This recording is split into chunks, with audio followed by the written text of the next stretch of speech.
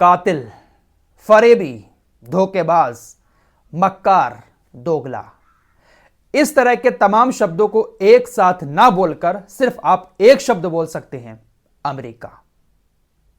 क्योंकि दुनिया के अंदर जो कुछ भी हो रहा है उन सब के पीछे अमेरिका का हाथ है। आइए आप लोगों को इस वीडियो में दोगलापन दिखाने की कोशिश करता हूं, लेकिन सबसे पहले आपको शुक्रिया अदा कहना चाहूंगा। यकीन मानो आंखों में आंसू आ गए आप लोगों की मोहब्बत देखकर।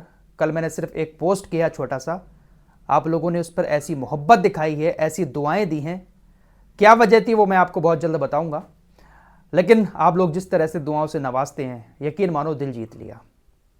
बहुत दिल से मोहब्बत करते हैं आप लोग मुझसे। फिलहाल खबर की तरफ चलते हैं। दोस्तों, अमेरिका ने कल यूरोपीय संघ, जो यूरोपीय यूनियन है, वहां पर एक प्रस्ताव लाने के लिए प्रस्ताव रखा। अमेरिका ने कहा कि गाजा के अंदर हालात बिगड़ते जा रहे हैं, यूरोपीय यूनियन को एक प्रस्ताव पास करना चाहिए सीजफायर को लेकर। गाजा के अंदर सीजफायर हो जाए, हमास इजराइल के बीच डील हो जाए, इन सारी चीजों को लेकर एक प्रस्ताव यूरोपीय देशों को पास करना चाहिए। अमेरिका की तरफ से इस प्रस्ताव को लाने के लिए प्रस्ताव रखा गया। लेकिन अमेरिका का यहां पर दोगलापन देखिए। कल ही संयुक्त राष्ट्र सुरक्षा परिषद में भी नाइजीरिया की तरफ से एक प्रस्ताव लाया गया था कि तुरंत गाजा के अंदर सीज फायर हो। संयुक्त राष्ट्र सुरक्षा परिषद में अगर यह प्रस्ताव पास हो जाता तो संयुक्त राष्ट्र सुरक्षा परिषद इजराइल के ऊपर पूरा दबाव डालकर सीज फायर करवा सकता था, क्योंकि अमेरिका भी इसमें शामिल है। 15 देश शामिल थे, 15 में से 13 देशों ने इस प्रस्ताव के सपोर्ट में वोट डाला और कहा कि हां, तुरंत गाजा के अंदर सीज फायर होना चाहिए। लेकिन एक बार फिर से तीसरी बार अमेरिका ने सीज फायर का सपोर्ट नहीं किया। संयुक्त राष्ट्र सुरक्षा परिषद में यह तीसरी बार सीज फायर का प्रस्ताव आया था और तीसरी बार भी संयुक्त राष्ट्र सुरक्षा परिषद में अमेरिका का जो मेंबर है उसने इस सीज फायर को रिजेक्ट कर दिया। साथ ही साथ ब्रिटेन इसमें आया ही नहीं, ब्रिटेन ने वोट ही नहीं डाला, ना तो खिलाफ ना ही फेवर में। यूनाइटेड नेशन सुरक्षा परिषद के अगर 15 देश एक साथ सीजफायर का सपोर्ट कर लेते तो इजराइल मजबूर हो जाता प्रस्ताव पास होने के बाद सीजफायर करने के लिए। लेकिन अमेरिका, ब्रिटेन कहां चाहते हैं कि सीजफायर हो। यूरोपीय यूनियन में प्रस्ताव रख रहे हैं सीजफायर करने के लिए, और इधर जब प्रस्ताव आया तो उसको खारिज कर दिया। इससे ज्यादा फरेब, धोखा, दोगलापन और क्या हो सकता है।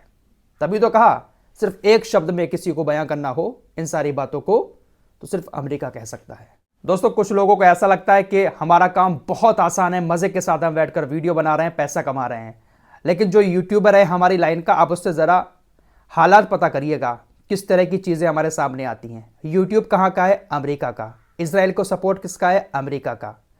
हम लगातार अमेरिका के खिलाफ बात कर रहे हैं, इजराइल के खिलाफ बात कर रहे हैं, तो सोचिएगा फिर क्या क्या होता होगा। फिलहाल आगे चलते हैं। दोस्तों, खबर मैं आप लोगों को दे चुका हूं कि हूतीस लाल सागर के अंदर लगातार जहाजों को निशाना बना रहे हैं। ब्रिटेन के एक जहाज को टारगेट करके हमला किया था, पूरा का पूरा जहाज समुद्र में डूब चुका है। इसके अलावा उसी दिन हूतीस ने अमेरिका के एक बहुत महंगे भारी भरकम ड्रोन को भी मार गिराया था।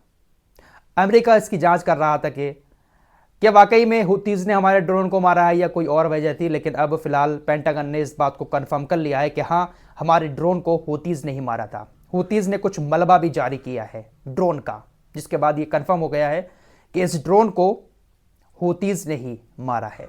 फिलहाल गाजा की तरफ वापस आए तो गाजा के हालात दिन ब दिन बिगड़ते ही जा रहे हैं।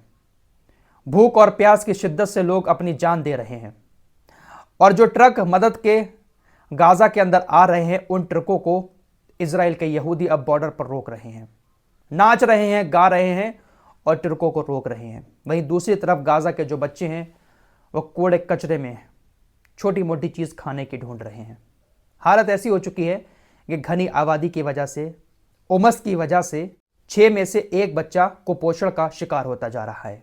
रॉयटर्स की रिपोर्ट के मुताबिक गाजा के अंदर अब एक भी अस्पताल ऐसा नहीं बचा है जिसमें एक भी बच्चे का इलाज कराया जा सके। 85% गाजा की आबादी बेघर हो चुकी है और सभी लोग अब एक ही जगह पर इकट्ठा होकर रह रहे हैं। भीड़ भाड़ बहुत ज़्यादा हो गई है, जिसकी वजह से कई सारे वायरस पनप रहे हैं। डायरिया और कुपोषण का शिकार 6 में से 1 बच्चा गाजा के अंदर हो रहा है।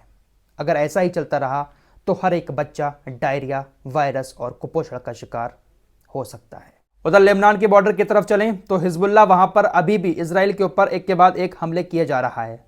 अब दिक्कत यह है कि सैकड़ों किलोमीटर तक इजराइल ने अपनी बस्तियों को खाली करा दिया है। एक भी यहूदी वहां पर मौजूद नहीं है, जिस वजह से इजराइल के लोगों की जान कम जा रही है। कल शाम की खबर है, हिजबुल्लाह ने 3 एंटी टैंक मिसाइल जो इजराइल का गलील एरिया है वहां पर छोड़ी हैं। इजरायली मीडिया ने बताया कि हिजबुल्लाह लेबनान के बॉर्डर पर कामयाब हो चुका है। हिजबुल्लाह उत्तरी कब्जे वाले फिलिस्तीन में एक तरह की सुरक्षा बेल्ट लगाने में कामयाब हो चुका है, क्योंकि पूरी की पूरी बस्तियां वीरान हो गई हैं। बस्तियों के वीरान होने का मतलब यह है कि हिजबुल्लाह उस बॉर्डर पर जीत चुका है। दोस्तों, वापस हूतीज की तरफ आए तो हूतीज अब उन सारे देशों के युद्धपोतों को भी लाल सागर के अंदर निशाना बना रहे हैं, युद्धपोतों पर हमला कर रहे हैं जो देश इजराइल के साथ खड़े हुए हैं। कल फ्रांस के रक्षा मंत्रालय की तरफ से बताया गया कि लाल सागर के अंदर फ्रांस का जो युद्धपोत मौजूद है, उस युद्धपोत पर हूतीज के 2 ड्रोन अटैक करने के लिए आ रहे थे, लेकिन हमारे युद्धपोत ने उन दोनों ड्रोनों को नष्ट कर दिया। भले ही फ्रांस ने यमन के दोनों ड्रोन को मार गिराया, लेकिन यह बहुत बड़ी बात है और हिम्मत की बात है कि अब जो ताकतवर युद्धपोत लाल सागर के अंदर मौजूद हैं, हूतीज उसको टारगेट कर रहे हैं। आइए थोड़ी सी बात रूस की कर लेते हैं। दोस्तों, आने वाले दिनों में यकीन मानो सुपर पावर रूस ही होगा, क्योंकि रूस इस वक्त जिस तरह के काम कर रहा है उसको लेकर अमेरिका को भी काफ़ी डर पैदा हो चुका है। रूस ने कुछ ऐसे खतरनाक हथियार बनाए हैं जो अमेरिका के सैटेलाइट, खुफिया सैटेलाइट आसमान में घूमते हैं, उनको वो टारगेट करके मार सकता है। इस बात की चिंता खुद अमेरिका को सताने लगी है। साथ ही साथ रूस ने एक ऐसा झटका अमेरिका को दिया है, एक ऐसा नया ट्रेंड दुनिया में पैदा किया है रूस ने, जिसकी वजह से अमेरिका को बहुत बड़ा नुकसान उठाना पड़ रहा है। दरअसल दुनिया के अंदर अब तक जो भी कारोबार होता है वो डॉलर्स में होता है। एक देश दूसरे देश से कोई सामान खरीदता है तो वो डॉलर में खरीदता है। डॉलर एक ऐसा पैसा है जो दुनिया के हर कोने में चल जाता है। लेकिन रूस ने एक ऐसा ट्रेंड चलाया, रूस अब किसी भी देश से कोई सामान खरीद रहा है तो वो डॉलर्स में लेन देन नहीं कर रहा है, बल्कि जो लोकल करेंसी होती है किसी भी देश की, रूस अपने देश की करेंसी और उस देश की करेंसी में ही लेन देन कर रहा है। बड़ी खबर यह आ रही कि चाइना और रूस ने भी जो कारोबार है अपने बीच का वो डॉलर्स में खत्म कर दिया है। रूस ने चाइना को भी अपने साथ मिला लिया है। चाइना अगर डॉलर्स में कारोबार बंद कर देता है तो यकीन मानो अमेरिका को बहुत बड़ा नुकसान उठाना पड़ेगा, क्योंकि चाइना एक ऐसी जगह है जहां से पूरी दुनिया के अंदर सामान जाता है। जो चीजें चाइना के अंदर मिल जाती हैं वो दुनिया के किसी कोने में नहीं मिल सकती। तो चाइना और रूस ने ऑफिशियली अपने सारे लेन देन को डॉलर्स में बंद कर दिया है। मिस्र के बारे में भी आपको जानकारी दे चुका हूं कि मिस्र ने भी अमेरिकी डॉलर्स में अपना कारोबार अब बंद कर दिया है।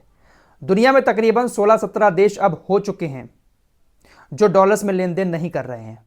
तो रूस ने यह नया ट्रेंड चलाया और दुनिया भर के देश अब इसको फॉलो कर रहे हैं, जिसका नुकसान सीधे तौर पर अमेरिका को उठाना पड़ रहा है। फिलहाल इस रिपोर्ट में इतना ही। मिलते हैं कुछ और नई खबरों के साथ, तब तक के लिए अपना ख्याल रखिए। अल्लाह हाफिज।